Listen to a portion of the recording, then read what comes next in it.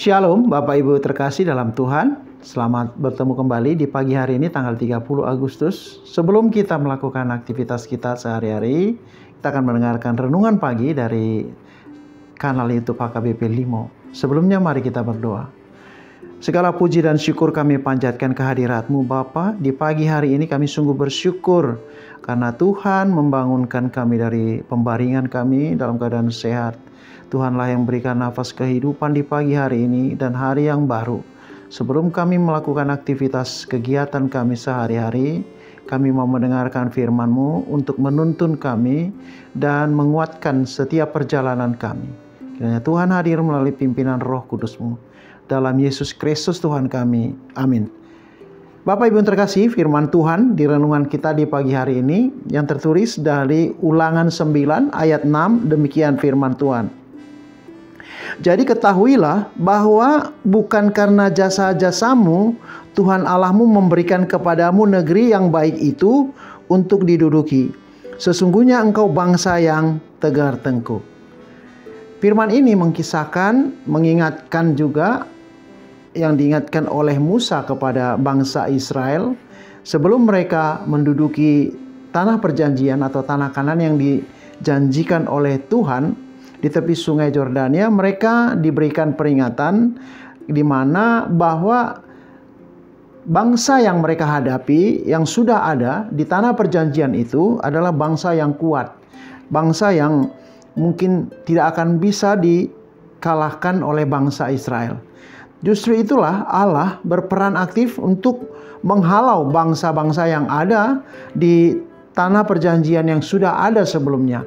Dan itu dilakukan oleh Tuhan karena apa? Karena kejahatan daripada bangsa itu sudah tidak bisa ditoleransi oleh Tuhan. Dan Tuhan sangat tidak menginginkan bangsa yang jahat itu tinggal di negeri Kanaan. Itulah makanya bangsa Israel datang menempati tanah Kanaan itu sudah menjadi tanah yang menjadi milik mereka. Karena Tuhanlah yang menghalau bangsa-bangsa yang akan menjajah mereka. Bapak Ibu terkasih, itulah satu peringatan yang diberikan oleh Musa bahwa Tuhan yang berkarya untuk menempatkan bangsa Israel di tanah perjanjian tersebut. Kalau kita baca dari ayat 5 seperti demikian firman Tuhan. Bukan karena jasa-jasamu atau karena kebenaran hatimu engkau masuk menduduki negeri mereka, tetapi karena kefasikan bangsa-bangsa itulah Tuhan Allahmu menghalau mereka dari hadapanmu, dan supaya Tuhan menepati janji yang diikrarkannya dengan sumpah kepada nenek moyangmu, yakni Abraham, Ishak, dan Yakub.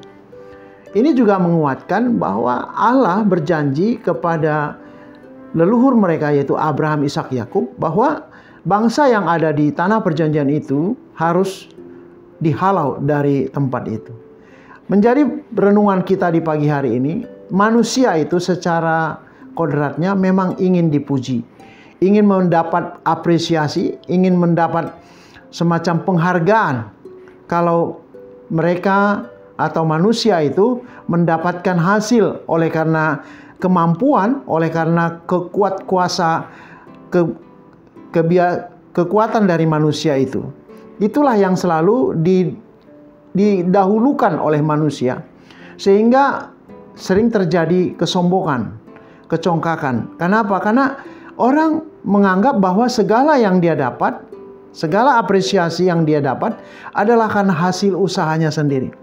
Tuhan mengingatkan bahwa kita juga sebagai umat pilihan Tuhan yang saat ini kita dibenarkan oleh kasih karunia Tuhan, bukan karena perbuatan atau usaha kita.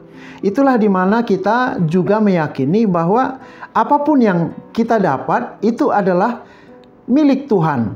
Jangankan apa yang kita capai, diri kita sendiri juga adalah milik Tuhan. Oleh karena itu janganlah kita memegahkan diri di hadapan Allah, karena tidak ada satu orang pun di dunia ini yang layak memegahkan diri di hadapan Allah.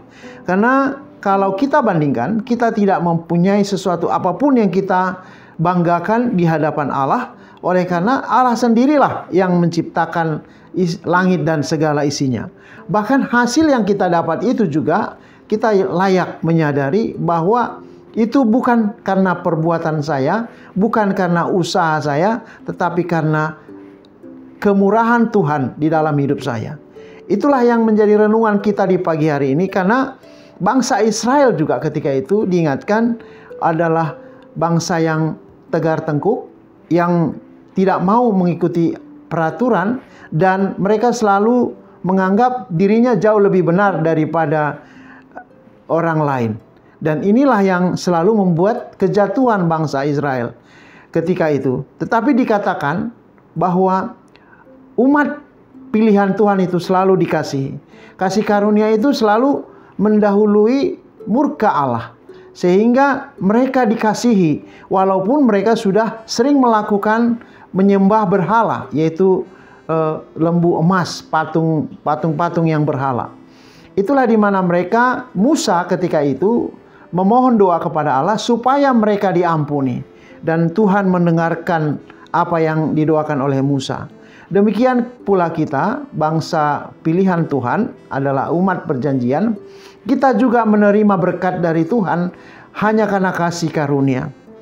Oleh karena itu, apa yang perlu kita dapat dari firman Tuhan? Yang pertama, kita harus tetap mengandalkan kuasa Tuhan dalam hidup kita. Kalau kita tidak mengandalkan Tuhan dalam hidup kita, maka seringlah kita melakukan sesuatu yang kita dapat akhirnya adalah menjadi kesombongan rohani. Bahkan kesombongan apa yang kita dapat itu akan membuat kita jatuh.